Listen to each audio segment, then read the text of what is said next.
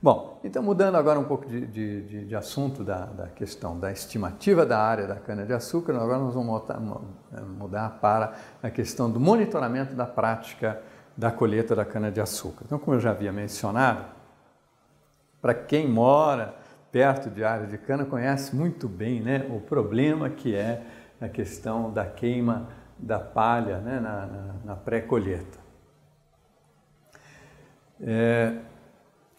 Então, por conta disso, na verdade é o seguinte, só fazendo um parênteses aqui, né, a queima de qualquer coisa vegetal é proibida, né? O Código Florestal não permite que se queime vegetação nenhuma, né? Por que se pode queimar a cana? Não pode queimar também, tá? Mas é que foi se tornando uma prática que começou cerca de 1965, né?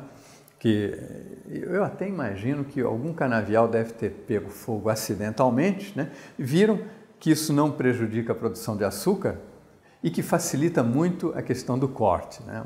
Um trabalhador, se ele colhe uma área que não foi queimada ou uma área que foi queimada, a eficiência dele é quase 10 vezes maior, né? Então é uma diferença brutal quando você queima o canavial e limpa ele, né, daquela palhada e corta só as canas.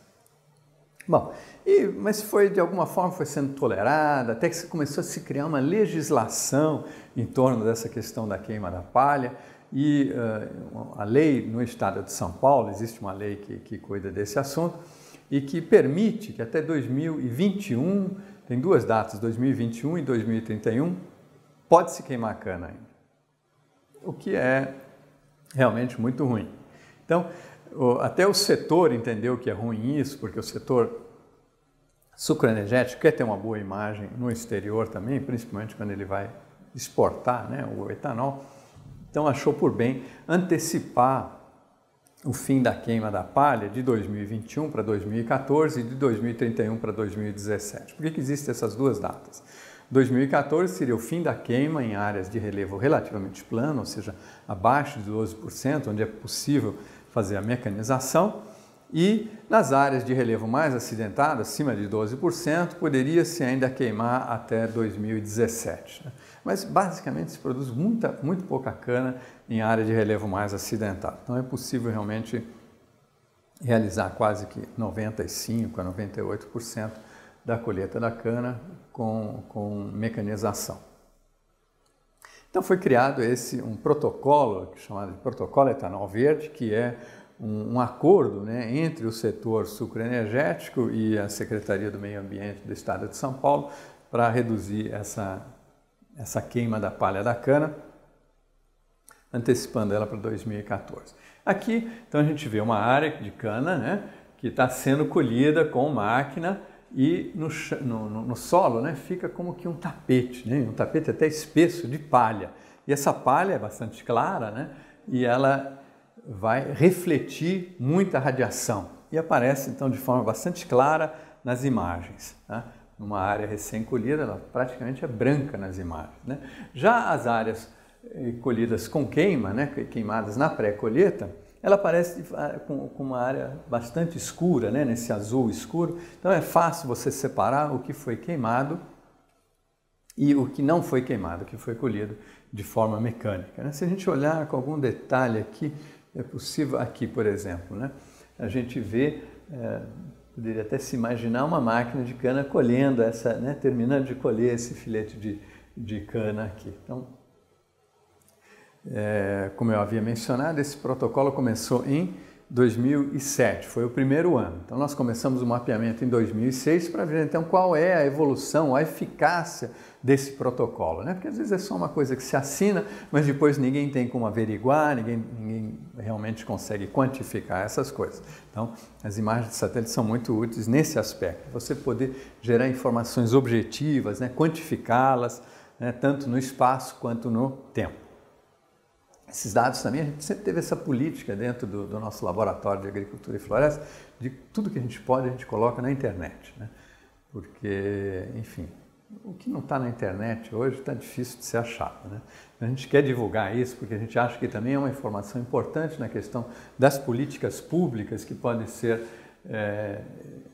extraídas ou feitas a partir desses dados. Então, a questão do protocolo do etanol verde está restrito ao estado de São Paulo. Tá? Aqui a gente vê, então, em verde as áreas que são colhidas de forma crua, né, sem a queima, em azul as áreas que estão colhidas com queima. É um site bastante dinâmico, a gente pode, movendo essa barrinha aqui, a gente vai vendo como que de 2006 a 2011, como é que foi a evolução, né, da colheita da cana ao longo desse período, para cada um dos municípios, né, o tamanho das bolas representa aqui se o município tem mais ou menos cana, né, e se ele está, vamos dizer, nesse quadrante aqui, ele está ok, ele está atendendo às metas do protocolo, porque não pode se parar da noite para o dia a questão da queima, mas tem a cada ano, como ele começou em 2007, então ele tem metas para 2008, 2009, para em 2014 poder realmente eliminar toda a questão da queima da palha em áreas de relevo menos acidentado. Também isso está publicado num artigo disponível na internet.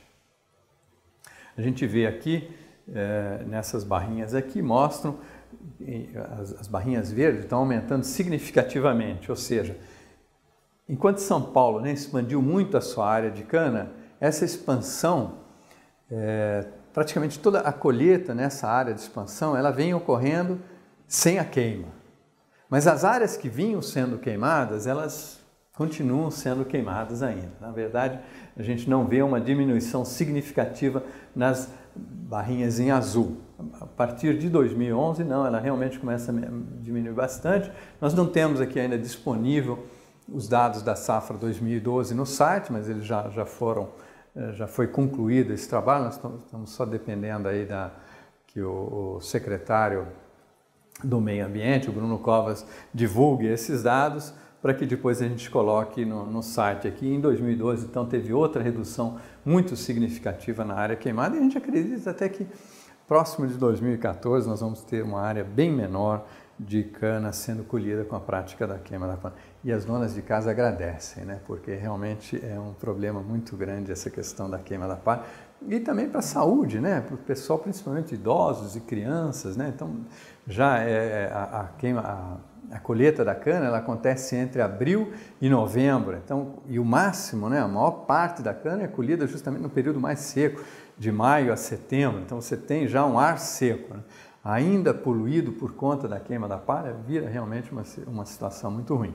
E é interessante dizer também, e eu afirmo isso aqui para vocês com bastante segurança, que na verdade não é o protocolo, né, que realmente faz com que essa redução da queima da palha acontece. É simplesmente uma questão econômica, é muito melhor hoje para os usineiros, né, para inclusive os grandes produtores de cana, colher com máquina, que é mais econômico, né? Mas há um tempo atrás não era, as máquinas eram muito mais caras, então hoje em dia é mais barato colher com máquina do que colher manualmente. Bom, isso gera desemprego, então tem várias outras questões, mas que tipo de emprego também é esse? Não? Então eu acredito que essas pessoas vão também, algumas delas são absorvidas já na própria questão da colheita mecanizada, né? Mas outros realmente perdem o seu emprego, mas vão ser colocados certamente em outros empregos melhores, né?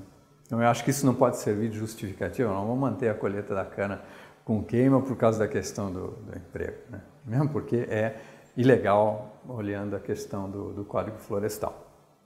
E hoje os promotores têm feito uma pressão enorme, já tem 100 municípios que estão proibidos 100% de queimar a palha da cana. Aqui é só uma forma diferente de mostrar aqueles dados que eu já mostrei no site, né? Fazendo aqui uma previsão para 2013 e 2014 da área colhida, então com queima que deve estar realmente sendo bastante reduzida, chegando aqui a menos de 500 mil hectares por ano. Ok.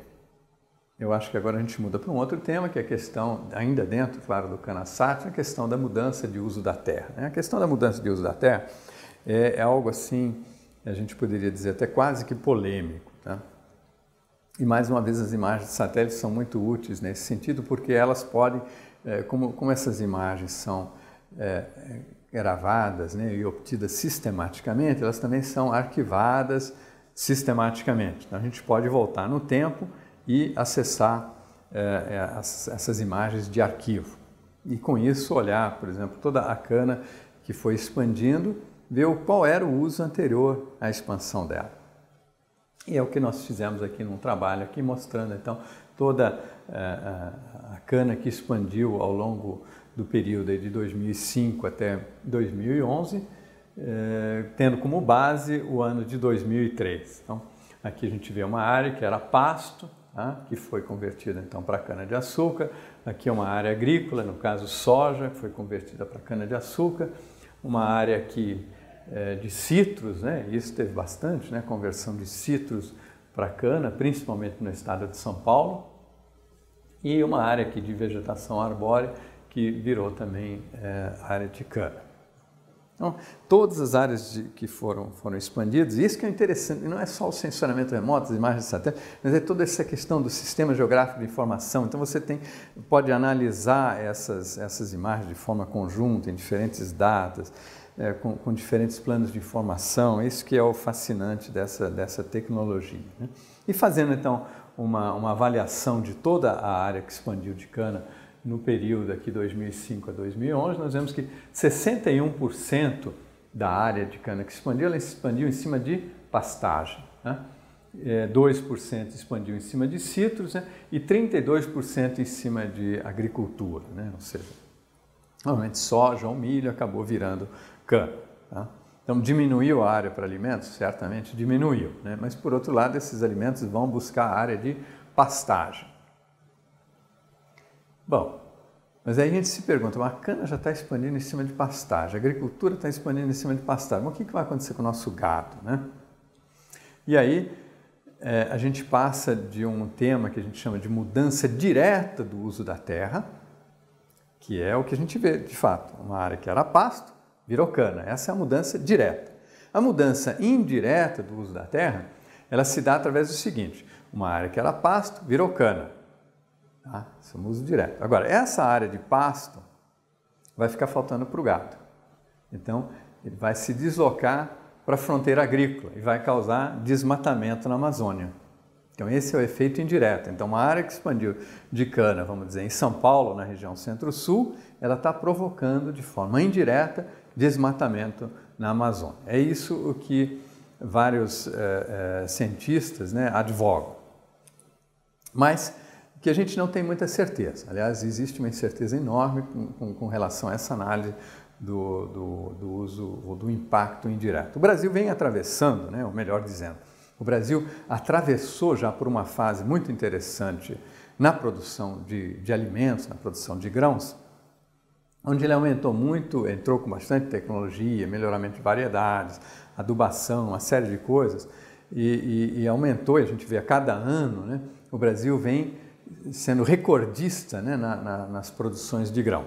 Como é que isso acontece? Melhorando intensificando cada vez mais, às vezes áreas que tinham um ano só, uma safra, ele passa a ter 2 anos, 2 culturas dentro da mesma safra, ele planta a soja, depois planta o milho, né? Então com isso ele praticamente dobra a sua produção na mesma área e também aumentando a produtividade. Mas isso a gente não viu muito no setor pecuário. O setor pecuário ficou meio estagnado, né? E a gente tem hoje uma média assim, de uma cabeça de gado por hectare. Então tem um número, é fácil de gravar isso, o Brasil tem mais ou menos 200 milhões de habitantes, ele tem mais ou menos 200 milhões de hectares de pasto e tem também um rebanho de mais ou menos 200 milhões de cabeças de gado. Então, isso dá uma conta então, de uma cabeça de gado por hectare. Se a gente intensificar agora esse uso do pasto, vamos dizer, com 20% apenas, né? Se a gente tiver 1,2 cabeças de gado por hectare, a gente liberaria 20% desses 200 milhões de hectares. Então, 20% de 200 milhões são 40 milhões de hectares que poderiam estar sendo utilizados, por exemplo, para a agricultura, né? Seja para a produção de bioculturas ou de alimentos, sem causar nenhum desmatamento. E é esse o processo que vem acontecendo no Brasil. Mais à frente eu vou mostrar para vocês como tem reduzido, nos últimos anos tem sido reduzida a taxa de desmatamento na Amazônia. A gente vê toda essa expansão de cana, né? E o aumento da produção de alimentos. Então, tudo isso mostra, né, que o Brasil está realmente avançando, está entrando com tecnologias e disponibilizando muito mais terra sem causar novos desmatamentos. Esse próximo slide aqui, ele mostra um pouco assim, ele é bastante complicado de entender essas barrinhas, mas basicamente ele mostra um pouco assim a dinâmica da mudança de uso da terra por conta da expansão da cana-de-açúcar, né?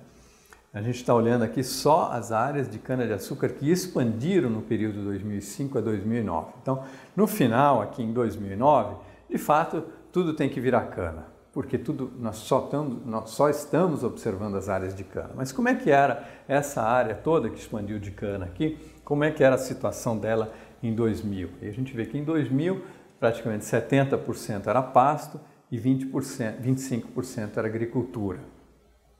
Então, o pasto é convertido um pouco para a área de agricultura, por isso que aumenta a área de agricultura. Muitas vezes os nossos pastos no Brasil são muito degradados, então você tirar um pasto e entrar direto com a cana, você entra com uma produtividade muito baixa. Então, você tira o pasto, entra com 1 ou 2 anos com uma soja, um amendoim, isso melhora as características do solo e depois você vai entrar com a cana-de-açúcar. Então, as imagens permitem também fazer então, essa análise da dinâmica ao longo de uma janela maior de tempo. Esse trabalho também está relatado num artigo científico.